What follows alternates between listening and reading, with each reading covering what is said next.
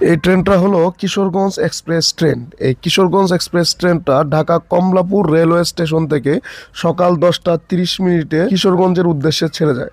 পরবর্তী স্টপেজ হলো ঢাকা বিমানবন্দর, তার পরবর্তী স্টেশন হলো নরসিংদী, তারপরে মেথিকান্দা, তারপরে ভৈরব বাজার, তারপরে কলিয়ারচর, তারপরে বাজিতপুর, তারপরে সরারচর, তারপরে মানিকখালী, তারপরে গাছিহাটা, তারপর কিশোরগঞ্জে গিয়ে পৌঁছায় 2টা 10 মিনিটে, অর্থাৎ দুপুর 2টা 10 মিনিটে। মোট টোটাল যাত্রার সময় 4 ঘন্টা সময় লাগে। এখন আসি কিশোরগঞ্জ রেলওয়ে স্টেশন থেকে ঢাকা কমলাপুর রেলওয়ে স্টেশনের সময়সূচিটা। পরবর্তীতে কিশোরগঞ্জ রেলওয়ে স্টেশন থেকে ঢাকার উদ্দেশ্যে ছেড়ে আসে বিকাল 4টার সময়। এরপরে গাছিহাটা, মানিকখালী, সরাচর, বাজিতপুর, কুলিয়াচর, ভৈরব বাজার, মেথিকান্দা, নরসিংদী বিমানবন্দর হয়ে ঢাকায় প্রবেশ করে রাত 8টার সময়। এবং কিশোরগঞ্জ রেলওয়ে এক্সপ্রেস ট্রেনটা বন্ধ থাকে মঙ্গলবার, অর্থাৎ মঙ্গলবার কিন্তু কিশোরগঞ্জ এক্সপ্রেস ট্রেনটি বন্ধ থাকে, সেদিন চলাচল করেন। মঙ্গলবার ব্যতীত সপ্তাহে 6 দিন চলাচল করে কিশোরগঞ্জ এক্সপ্রেস।